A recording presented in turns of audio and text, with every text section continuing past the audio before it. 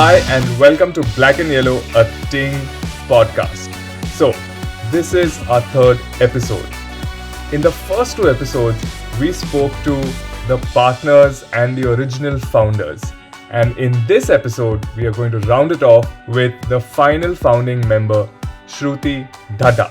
Shruti is the creative head of Ting, and today we will be talking to her about her journey with Ting and her philosophy on creative and all aspects on creative work. So, I'm not going to spend too much time introducing her. We might as well just dive in and talk to Shruti Dhadda. Hi, Shruti. Welcome to Black and Yellow, a Ting podcast. You are our third guest, effectively. You're one of the OGs. We've already heard so much about you from Manan Sudarshan and Adil, and it obviously made sense to bring you here in the third episode. Hi Nadir, so excited about being here and nervous. Like for all of us, this is our first recording, and we've invited ourselves to our own podcasts. So that is quite an achievement. Thank you for having me. They say that start small and start from home, and that's exactly what the story of Ting also is. I've always loved these kind of stories, right? That from nothing to something, especially when you don't know where you're headed, right? You don't know what you want to do, but suddenly you find your purpose, right? I believe something very similar happened with you on your should I say creative journey or just journey to begin with. True, I mean that's partly right. I wouldn't say this is finding my purpose, but I can safely say that I started off with a very different intent, and where I've landed is very different. I'm happy about the journey, but just different from what I had expected. Basically, when I started off, I did my master's in resource mobilization. I always wanted to work with NGOs. I started my that journey when I was about 16, and the one gap that I realized was in communications. So while working with NGOs, I thought that that was a big gap, and I felt like maybe I can add some value there. So I went to MICA to study communication so that I could take back those learnings into what I had originally decided to do. But as fate would have it, here I am working with Ting. Did you always want to do your own thing? Like, did you have that in mind that, okay, I definitely want to do something, not sure what? Um, or, as we all know the original story, fortunately things just started falling in place. You met the right partners, the timing was right, digital media was just picking up.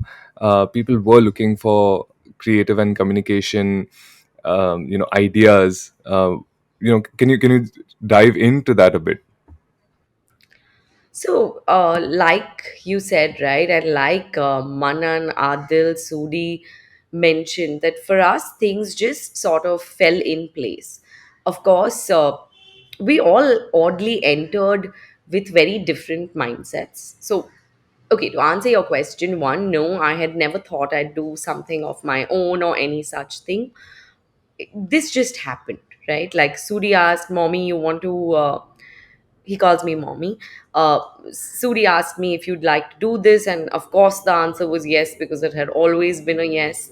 And we just started, and like all three of them mentioned, that the crux of Ting is like a very strong friendship.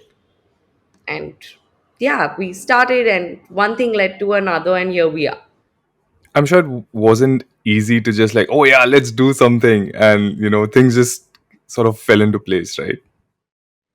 No, but it actually was. I know that it's hard to believe, but it was that simple. Okay, let's just start. We didn't think, we were naive, which worked to our advantage, and we started. And one thing just did lead to another. Of course, my journey is a bit different. I know that I joined in a couple of months later because I was on leave when things started. However, I definitely did not go through the entire cold calling phase. So Manan and I operated out of Bombay, and Manan's not from Bombay. So, however, once I joined the company, of course, I had a small circle, at least in Bombay, and we started to get projects. And one thing sort of led to another, and by then, even cold calls, etc., stopped. Of course, I still give Manan grief for making me make that one cold call, and I'm like, I am never doing this again, Manan Vora. This is not happening. But then, how important is your network in this sort of situation, right? Because you have, so three of y'all come together from three different cities, right? I mean, you've got the east, you've got west, and you've got south, and working styles are different, thinking abilities are different, and of course, there's a common ground that each one of us sort of finds, and then we decide to work. But in this case, no experience, no corporate job experience. I think only Manan and Suri, maybe 6 months to a year, they sort of worked in creative agencies, and then they just decided that yeah, let's do something for ourselves. How important then becomes your own network to attract business? To be perfectly honest, I think that having a network is important, but what's more important is how you leverage those networks. We may not have had a very strong network back then, but even having a strong network today, the thing is that we don't tap into it, is the truth. We are the kind of people, like, our works brought us more work, and that's just who we are. That's the way it panned out for us. I'm sure there could be other people whose journeys sort of shape up differently, but that's just not how it happened for us, is all I can say. So it's important if you know how to use your network. I don't think we've gone down that route. Do you remember any specific instances when you all just started off and work came? Because you clearly realized that, okay, you can't do cold calls. That means you definitely had to then get into operations or create something. How did that initial few leads or clients turn out to be from a work standpoint? So honestly, it actually started with a friend of mine, Ruchit, very dear friend, and a dear friend to all of us now. We started to do some work for him, and then because of the work that we did for him, we got our next client, who was one of Ruchit's friends. And then we worked with an events company, which was fairly big then. Again, great friendship. And then we got introduced to Edelman. And from Edelman came Mumbai Indians, came Smash. So it was like one thing led to another, but it was where your work spoke for itself. And of course, the first few opportunities were, at least that came in where Bombay is concerned, was largely friends and family. And of course, a few kind people like Anando, Geeta. And again, these are clients that we still work with even 13 years later, which is great. How did you find your own space, right? Over the years, you're working just three of y'all. I think slowly, then you all started hiring people. But then, when did you know through the projects that you work that okay, this is it, this is my calling, this is what I want to do? I mean, I think it happened very organically. At the beginning, everybody did everything, right? So we've all studied creative. We all back then serviced our own clients, so to say. But like, say, Manan naturally came from web chutney and had a lot more knowledge about web, vis-a-vis, like, Sudi, or any which way, took care of the entire Chennai operations.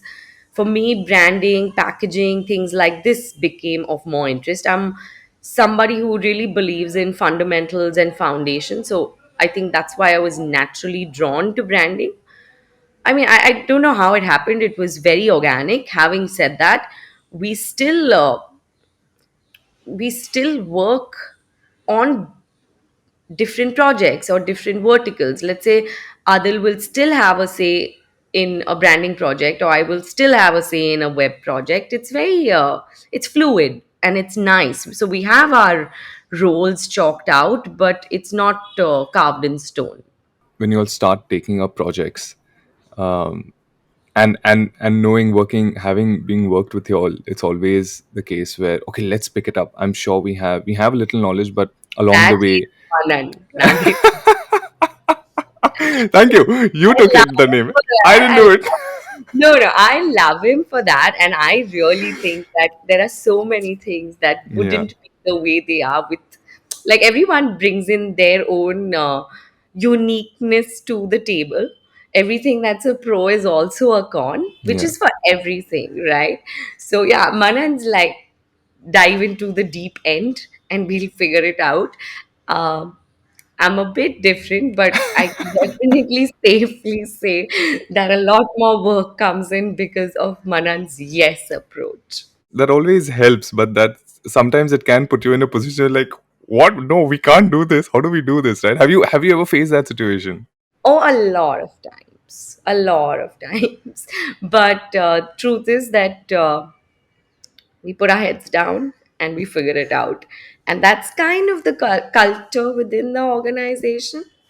And it has, truth is that it's got us here, right? Whatever that here is, it's got us here, is the truth. No, that's true. I think perseverance is a very important value to sort of have as a company and as people as well, because how else do you know if you're good at something if you don't even try it? Um, Now, if I had to pivot back towards, creative, because that's sort of your thing. Today there is a lot of pressure on the creative fraternity in general. I'm not just talking Ting here. I'm just talking the industry in general, right? Um, Clients always want something out of the box. Whether you look at online, offline, everyone's doing so many things. It's completely cluttered, right? So as an agency or as a creative mind, you're either trying to outshout or outshine the others to sort of make your presence felt. What's your approach? Because, and to a certain extent, even I sort of believe that people say creativity is subjective. What you think, what you absorb as a person, and how you translate that into a piece of communication will be very different from what other people might be looking at it. So, what is your approach and what is your philosophy behind this? I think a bit differently on this one. Uh, so I'm not saying that creativity is not subjective, but if that's the space we were in, then we would be owning an art gallery. I think when it comes to advertising, creativity is objective. It is not subjective, right? Like there is strategic thinking that goes behind any piece of communication. And advertising is creativity in a context. And because of that context, it is objective. So if you look at any great piece of communication, which is universally liked, that's for a reason. That is not only art, it is also a science. No, that's very well put. But then you also have very short term thinking and very very long term thinking, right? So from a short term thinking, if I had to give you an example, that That's when we bang our head against the wall, Nadir. no, so but I just wanted to complete my thought. So when you have short term creative thinking, it's like, okay, you've got International Men's Day coming up. Have you thought of something? Let's put out something, yada yada yada. But then you're at the other end of the spectrum where when you're thinking branding, right? That's something that doesn't happen overnight or in the course of a few days or a week, right? Or even a month for that matter, because it's branding. It's something that will stay with your business. Either it's a product or a service for a very long time, right? So again, your thinking changes. Again, there's a shift in mindset. So well, again, I wanted to understand, pick your brains and understand your process in something like this. No, you're absolutely correct, right? And I get that not fussing over that one post, and that's been a learning, and that I would thank you to Adil, because earlier I would fuss over everything, and he's like, "You can't. Like this is going to take less than a millisecond, like a millisecond of somebody's time, maybe not even that." So I get that. But on the other end, the thing is that if your brand has been defined well and if it's got the right guardrails, as Kameshwari, who will come in next, would tell you, uh, then you still operate within that brand space, right? Then you, even whether on social or anywhere, the medium doesn't matter. You'll still talk in a certain way, and regardless of whether your brand's logo is there or not there, the consumer intuitively will know who is speaking to you. So I think that those fundamentals laid out correctly is very, very important. And then no matter what medium you communicate on, you're good. Going back to what you said about setting up an art gallery, I found that very interesting, right? Because I think you're one of those few people who actually say that no, there is a very strong objectivity when it comes to creative thinking as a process. Whereas I think 8 out of 10 people say that no, it's subjective. What I think is creative, you might think is crap.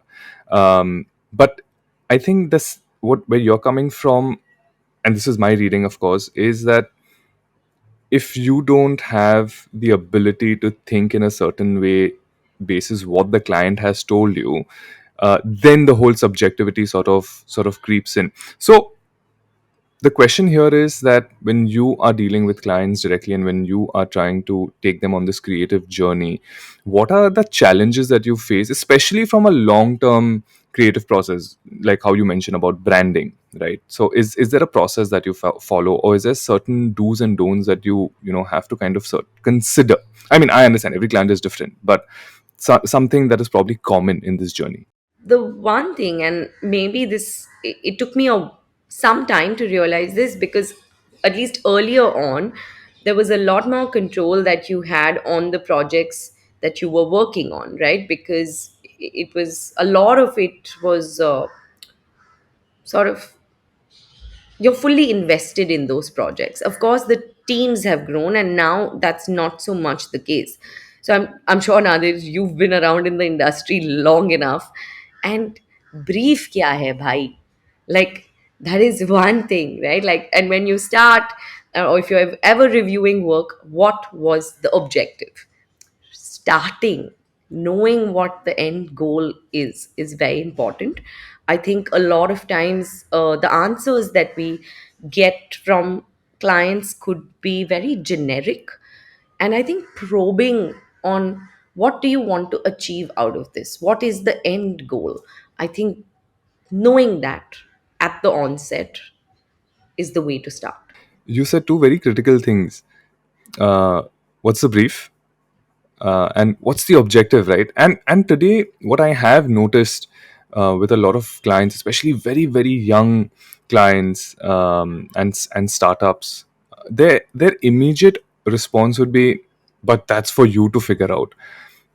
And my response is, I get it, it is my job to figure it out, no doubt about it. But if there is not adequate input, right, how do you expect a good output? Have you been in those situations, and how do you tackle something like that? Yes, in fact, it's so odd that you said this, because I see internal briefings also happen, right? And I'm like, I tell these guys, the output is going to be only as good as the input. So you have to give better briefs. Now, I don't think it's our job to define the objective for the client. It cannot be. However, it's our job to probe them enough, dig deeper to get those answers. So it is a Yeah, and challenge, and sorry. it is a challenge, and quite frankly, we are also learning as we're going along. Yeah, it's the learning that I think keeps us going, especially people who've been in the industry. You've been around for 13, 14 years, straight up. So I completely understand. But I would now want to ask you about something very specific, especially we spoke about the experience aspect and how do you ask clients certain questions. But I'm just going to sort of give you a different perspective. See, women today are making a huge mark in business, right? You have specific days where you're celebrating women entrepreneurs, and then you have these wonderful, wonderful lists coming out, top 100 women in the business across various fraternities, and so on and so forth. If I'm not mistaken, I think you've also won a couple of accolades over there. Um, And we hear these stories a lot, but we've also heard stories of women not really getting their dues, in all aspects, whether it's remuneration, whether it's recognition, anything of that sort, right? But you started early, right, back in 2009, 10, and here we are, 13 years later. What were the kind of experiences that you've had, right? Again, I'm going to just ask you this question straight up. Did you have any such experiences? So other than Adil, Manan, and Suri really harassing me, no. Okay, that's honestly being for me. It's worked to my advantage. I think that having three boys with you, you were always there's it's the other way also, right? They can be kinder and nicer and all of that. So inside the house, that was the case, and outside, like where clients are concerned, again, earlier on, there were a lot of clients that I attended to by myself. uh, Honestly been very lucky. uh, it's been a great journey, and also dealing with a lot of men, dealing with people who are way more senior, come from way bigger companies or companies that are way more established than we were, but never had such an experience. In fact, it was very respectful, and I, at least in my journey, where clients are concerned, gender did not play a very big role. I don't think it would be any different if there was somebody from the other gender sitting in front of them. Was my journey. No, that's amazing, because there are so many stories that we also read. So this is like a very refreshing perspective where you got the respect, and people saw you for your work and your ability, and they sort of believed in that, right? So that's always a good thing. I've heard Manan and Sudarshan and Adil speak a lot about, growth in general, and how it was gradual, for the first decade, I suppose, and then suddenly there was this huge spike, and the number of people increased, the workforce increased, the business increased. I wanted to get your perspective, because I have three perspectives already. So I want to get your perspective in terms of when did you see growth, or when did you feel that, I think we are getting there, or we are there. So, like where this is concerned, again, we're 500 odd roughly. And like Adil mentioned, we were about 170 pre COVID. So much of our growth was when we couldn't see it, right? We were all working remotely where Bombay is concerned. So honestly, I think it really hit us sometime midway through this year, because people are coming to office, and like it all sort of you can feel it, you can sense it, but oh my god, these are the numbers that you're talking about. That really came in once office started. Of course, it's different in Chennai, thankfully. They were not so they were not impacted the way Bombay was because of the lockdown. And yeah, I think it was sometime through this year that we realized, okay, these numbers are big. We're not manage I don't know whether we're managing this correctly. Again, everything that had worked to our advantage, which is the lack of experience, etc., maybe now that part is catching up, right? Like how do you manage a 500 people organization? The challenges are different, the learning curve is going to be different, and it is going to be very, very, very exciting. On that note, I'm going to ask you a very HR question, which I did with Adil also.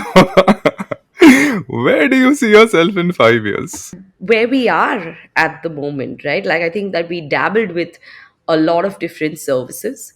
We managed to find our feet in almost all of them. I think specializing is, and increasingly so, is going to be the way forward. It is only this year that we have a formal strategy team. I think that's a big turning point for team. So I see us becoming more and more specialized. That's one. And most importantly, everything that we do backed by a lot of research and strategy. I think that's what we've always done, but not in the manner that we are currently exploring it. So that's where I see us 5 years from now. Shruti, thank you so much for this lovely, lovely conversation on a Sunday at 8 in the morning. So, Thanking you, Nadir, for doing this at 8 a.m. on a Sunday morning. the advantages of being a parent, because you're up by 6:30 no matter what. So yeah, for me it's great. But it was lovely, lovely talking to you, Shruti. Thank you so much. Hopefully we'll see you in some other future episodes with other teammates discussing some very interesting aspects on creative and strategy. Yes, looking forward. And yeah, I mean, I'm most excited about of course, I'm excited about every episode that's going to follow, but I'm most excited about the four of us being together. I think that's going to be a lot of fun. Thank you, Shruti, and yes, continue the great work and keep tinging. Thanks, Nadir. Thank you so much. Thanks for being such a great host.